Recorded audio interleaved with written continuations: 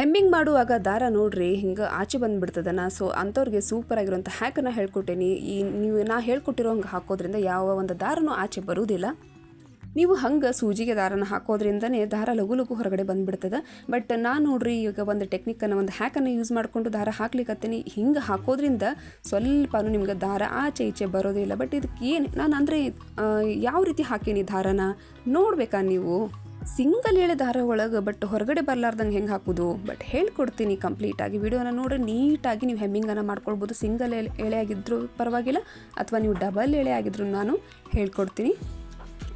ದಾರ ನೋಡಿದ ತಕ್ಷಣ ಟೆನ್ಷನ್ ಏನಪ್ಪ ಅಂದರೆ ಸೂಜಿನ ಈ ಕಡೆ ಪೋಣಿಸೋದು, ಅಂದರೆ ದಾರಾನ ತೊಗೊಂಡು ಸೂಜಿಗೆ ಹಾಕ್ಕೊಳ್ಳೋದೇ ದೊಡ್ಡ ಟೆನ್ಷನ್ ಜನಕ್ಕೆ.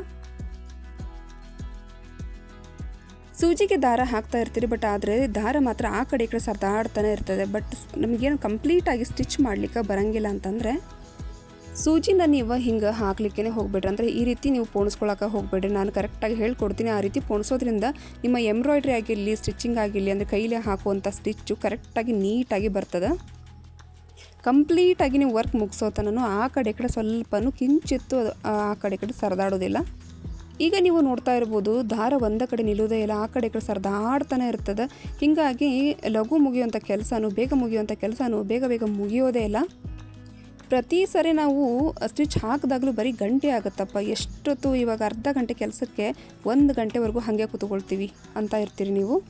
ಇವಾಗ ನೀವೇ ನೋಡ್ತಾ ಇದ್ದೀರಿ ಕರೆಕ್ಟಾಗಿ ಸ್ಟಿಚ್ ಕೂಡ್ತಾನೆ ಇಲ್ಲ. ಸ್ವಲ್ಪ ಒಂದು ದಾರ ಎದ್ದು ನಿಂದಿರುತ್ತೆ, ಒಂದು ದಾರ ಕರೆಕ್ಟಾಗಿ ಕೂತ್ಕೊಳ್ಳುತ್ತೆ. ಬಟ್ ಇದೇನೆಂದರೆ ಈ ರೀತಿ ನೀವು ಪೋಣಿಸ್ಕೊಳ್ಳೋದಕ್ಕೆ ಹೋಗಬೇಡ್ರಿ. ಈಗ ಹ್ಯಾಕನ್ನು ಹೇಳ್ಕೊಡ್ತೀನಿ ನಾನು.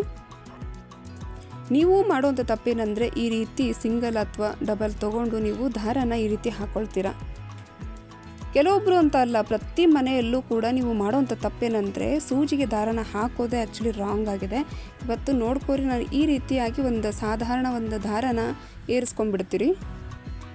ನಾರ್ಮಲಾಗಿ ಇನ್ನೊಂದು ದೊಡ್ಡ ತಪ್ಪೇನೆಂದರೆ ಆವಾಗಲೇ ಹಿಂದೆ ಒಂದು ತೊಗೊಂಡು ಈ ರೀತಿ ನಾಟನ್ನು ಅಂದರೆ ಗಂಟನ್ನು ಹಾಕ್ಕೊಂಡ್ಬಿಡ್ತೀರಿ. ಅವಾಗ ಏನಾಗ್ತದೆ ಅಂದರೆ ಒಂದೇ ಕಡೆ ದಾರ ನಿಂದಿರೋದೇ ಇಲ್ಲ. ಅದೇನು ಮಾಡ್ಲಿಕ್ಕಾಗ್ತದೆ, ಅದಕ್ಕೆ ಯಾವುದೂ ಕೂಡ ಅಲ್ಲಿ ಹಿಡ್ಕೊಳ್ಳಿಕ್ಕೆ ಅಥವಾ ಬೇಸಿಗೆ ಏನೂ ಇಲ್ಲ ಅಂತ ಹೇಳಿ ಅದು ಆ ಕಡೆ ಈ ಕಡೆ ಸರ್ದಾಡ್ತಾ ಇರ್ತದೆ. ಈ ರೀತಿ ನಿಜವಾಗ್ಲೂ ಹಾಕೋದು ಮಾತ್ರ ರಾಂಗು.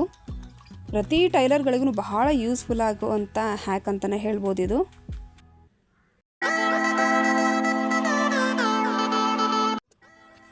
ಎಲ್ಲರೂ ನಾರ್ಮಲ್ಲಾಗಿ ಸೂಜಿಯನ್ನು ಈ ರೀತಿ ಹಾಕ್ಕೊಳ್ತಿರ್ತೀರಿ.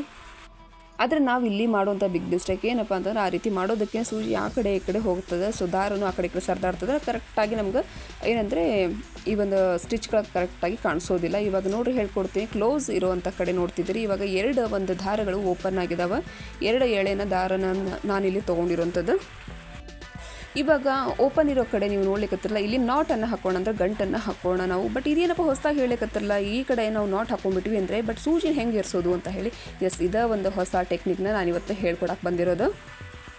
ಹಿಂಗೆ ಇಲ್ಲಿ 2 ಸರಿ ಸುತ್ತಿ ನಾಟ್ ಹಾಕೊಳಕ್ಕೆ ಬರೋಂಗಿಲ್ಲ ಅಂತ ಅನ್ನೋರು ಕೂಡ ನೋಡ್ಕೋರಿ, ಈಸಿಯಾಗಿ ಹೇಳ್ಕೊಡ್ತೀನಿ. ಹಿಂಗೆ 2 ಸರಿ ಸುತ್ತಿ ಟೈಟಾಗಿ ಹಿಡಿದು ಎಳೆದ್ಬಿಟ್ರಿ, ಒಂದು ಗಂಟೆ ಆಗ್ತದೆ ಮಸ್ತಾಗಿ. ಆ ಕಡೆಗೆ ಸರ್ದಾಡಂಗಿಲ್ಲ, ಕರೆಕ್ಟಾಗಿ ಟೈಟಾಗಿ ಕೂಡ್ತದೆ.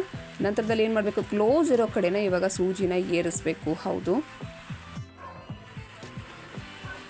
ಇವಾಗ ನಾವು ಈ ಒಂದು ಕ್ಲೋಸ್ ಇರೋ ಕಡೆ ಸೂಜಿಯನ್ನು ಹಾಕ್ಕೊಂಡು ಬರ್ರಿ. ಭಾಳ ಸ್ಲೋ ಆಗಿನೂ ಹೇಳ್ಕೊಟ್ಟೇನೆ, ಯಾಕಂದರೆ ನಿಮ್ಗೆ ಅದು ಅರ್ಥ ಆಗಬೇಕು ಅಂತ ಹೇಳಿ.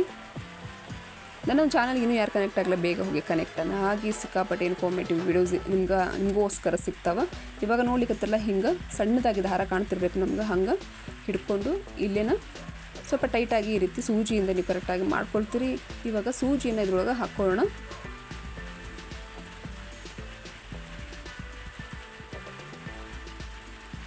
ಎಸ್, ಇವಾಗ ಆಯಿತು. 2 ಎಳೆ ದಾರನೂ ಕೂಡ ಹೊರಗಡೆ ಬಂದದ.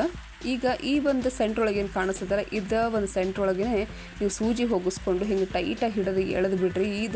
ಈ ಒಂದು ಅಂದರೆ ಹ್ಯಾಕನ್ನು ಮಾಡೋದ್ರಿಂದ ಕಂಪ್ಲೀಟಾಗಿ ನೀವು ವರ್ಕ್ ಮುಗಿಸೋವರೆಗೂ ಆಚೆ ಈಚೆ ಅದು ಏನಂದರೆ ಸರ್ದಾಡೋದೇ ಇಲ್ಲ. ದಾರ ಟೈಟಾಗಿ ಹಿಡಿದು ಎಳೆದು ಬಿಡ್ರಿ. ಆಯಿತು ನೋಡಿರಿ, ಎಷ್ಟು ಚಂದ ಒಂದು ನ್ಯೂ ಟೆಕ್ನಿಕ್ ಅಂತಲೇ ಹೇಳ್ಬೋದು.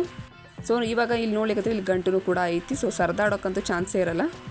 ಡಬಲ್ ದಾರನ ತೊಗೊಂಡಾಗ ನಾವೇನೋ ಆ ರೀತಿ ಪೋಣಿಸ್ಕೊಂಡ್ವಿ. ಆದರೆ ಸಿಂಗಲ್ ದಾರನ ಏನು ಮಾಡೋದಪ್ಪ ಅಂತ ಹೇಳಿ ತೋರಿಸ್ತೀನಿ ನೋಡಿರಿ. ಸೇಮ್ ಸಿಂಗಲ್ ದಾರನ ತೊಗೊಂಡು ಒಂದೇ ಒಂದು ಸೈಡು ನೀವು ಈ ರೀತಿ 2 ಸಾರಿ ಸುತ್ತಕೊಂಡು ನಾಟ್ ಅಂದರೆ ಗಂಟನ್ನು ಹಾಕ್ಕೊಳ್ರಿ. ಒಂದೇ ಒಂದು ನಾವು ಎಳೆನ ತೊಗೊಂಡಿರೋದಿಲ್ಲಿ ಹೆಮ್ಮಿಂಗ್ಗೋಸ್ಕರ ನೀವು ಈ ರೀತಿ ಬಳಸ್ತಿರ್ತೀರಿ ಸಿಂಗಲ್ ದಾರನ. ಇವಾಗ ಒಂದು ಕಡೆ ಸೈಡಲ್ಲಿ ಸ್ವಲ್ಪ ಕಡಿಮೆ ತೊಗೊಳ್ತೀವಿ, ಒಂದು 4 ಇಂಚಿನಷ್ಟು. ಇನ್ನು ಬೇರೆ ಕಡೆ ಇನ್ನೊಂದು ಸೈಡ್ ಏನಿರುತ್ತಲ್ಲ ಒಂದು 6 ಇಂಚಲ್ಲಿ ಅಥವಾ 8 ಇಂಚಲ್ಲಿ ಇರ್ತದೆ ಅಂತ ತಿಳ್ಕೊಳ್ರಿ. ಇವಾಗ ಹಿಂಗೆ ನಾವು ಸ್ವಲ್ಪ ದಾರನ ಎಬ್ಬಿಸ್ಕೊಂಡು ಸೆಂಟ್ರಲ್ಲಿ, ಬಟ್ ಸೆಂಟ್ರ್ ಅಂತಲ್ಲ, ಇದು ಒಂದು 4 ಇಂಚಿಗೆ ನಾವು ತೊಗೊಂಡಿದ್ವಿ. ಇಲ್ಲಿ ನಾವು ಈಗ ಸೂಜಿಯನ್ನು ಹಾಕೋಣ. ಇದು ಹೇಗೆ ಅಂದರೆ ಹೆಚ್ಚಾಗಿ ನೀವು ಹೆಮ್ಮಿಂಗೋಸ್ಕರ ಅಥವಾ ಸಿಂಗಲ್ ಥ್ರೆಡ್ ಏನಾದರೂ ತೊಗೊಂಡು ಎಂಬ್ರಾಯ್ಡ್ರಿ ಮಾಡ್ತಿರ್ತೀರಿ, ಜರ್ದೋಸಿ ಮಾಡ್ತಿರ್ತೀರಲ್ಲ, ಅವ್ರಿಗೆ ಸಿಕ್ಕಾಪಟ್ಟೆ ಯೂಸ್ ಆಗ್ತದೆ ಈ ಒಂದು ಹ್ಯಾಕ್. ಇವಾಗ ನೋಡಿರಿ, ಸಿಂಗಲ್ ದಾರದೊಳಗೂ ನಾವು ಈ ರೀತಿ ಗಂಟನ್ನು ಹಾಕ್ಕೋಬೋದು. ಇದು ಏನಂದ್ರೆ ಆ ಕಡೆ ಆಚೆ ಈಚೆ ನಿಮ್ಗೆ ಸರಿದಾಡೋದೇ ಇಲ್ಲ, ಇಷ್ಟು ನೀಟಾಗಿ ಬಂತು ನೋಡಿರಿ. ಗಂಟು ಬಿದ್ದುಬಿಡ್ತದೆ ಅಲ್ಲೇ ಕ್ಲೋಸ್ ಆಗಿ, ಸೊ ಸರಿದಾಡೋ ಚಾನ್ಸಸ್ನೂ ಇಲ್ಲ. ಇವಾಗ ನೋಡಿರಿ, ಸಿಂಗಲ್ ದಾರಕ್ಕೆ ನಾವು ಹೆಮ್ಮಿಂಗ್ನ ಆರಾಮಾಗಿ ಮಾಡ್ಕೋಬೋದು. ಕೆಲಸನೂ ನಿಮ್ಗೆ ಭಾಳ ಫಾಸ್ಟಾಗಿ ಆಗಿಬಿಡ್ತದೆ. ಈಗ ಬರ್ರಿ ಹಾಕೊಂಡು ಸ್ಟಿಚ್ ಹಾಕೋದು ತೋರಿಸ್ತೀನಿ. ಅದು ಸ್ವಲ್ಪನೂ ಆಚೆ ಈಚೆ ಆಗೋದಿಲ್ಲ.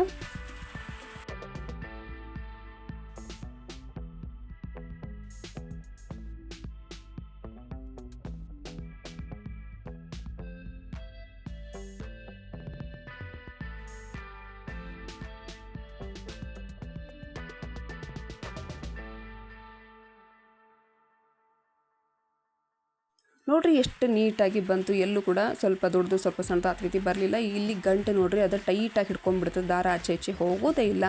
ಸೊ ಹರಿಬೇಕಾದ್ರೆ ಹಿಂಗೆ ಜೋರಾಗಿ ಜಗ್ ಬಿಡ್ರಿ ಅಂದರೆ ಮುಗಿದು ಹೊತ್ತು. ಸೊ ಆ ಒಂದು ಗಂಟನ್ನು ಕೂಡ ಈಸಿಯಾಗಿ ಬಂದುಬಿಡ್ತದೆ. ಈಗ ನೋಡಿರಿ, ಫಸ್ಟ್ ನೀವು ತೊಗೊಳ್ಳೋಂಥ ದಾರ ಈ ರೀತಿ ಗಂಟು ಬೀಳ್ತಾ ಇರ್ತದೆ. ಎಕ್ಸಾಂಪಲ್ ತೋರಿಸ್ಲಿಕ್ಕತ್ತೇನೆ ಯಾವ ರೀತಿ ಇರ್ತದೆ ಫಸ್ಟ್ ದಾರ ನೀವು ತೊಗೊಂಡಿದ್ದು ಅಂತ ಹೇಳಿ. ಈಗ ಡಿಫ್ರೆನ್ಸು ಸಿಂಗಲ್ ದಾರ ತೊಗೊಂಡಾಗೂ ಅದು ಕೂಡ ಎಷ್ಟು ನೀಟಾಗಿ ಬರ್ತದೆ ಅಂತ ಹೇಳಿ ಒಂದು ಎಕ್ಸಾಂಪಲ್ನ ತೋರಿಸ್ಲಿಕ್ಕತ್ತೀನಿ. ಈಗ ಫೈನಲ್ ಆಗಿ ನಾವು 2 ಎಳೆ ದಾರ ತೊಗೊಂಡಾಗ ಯಾವ ರೀತಿ ಸ್ಟಿಚ್ ಬರ್ತದೆ ಅಂತ ಹೇಳಿ ತೋರಿಸ್ಲಿಕ್ಕೆ ನೋಡಿರಿ. ಈ ವಿಡಿಯೋ ಇಷ್ಟ ಆಯಿತು ಅಂತ ತಿಳ್ಕೊಳ್ತೀನಿ. ಎಲ್ರಿಗೂ ನಮಸ್ಕಾರ.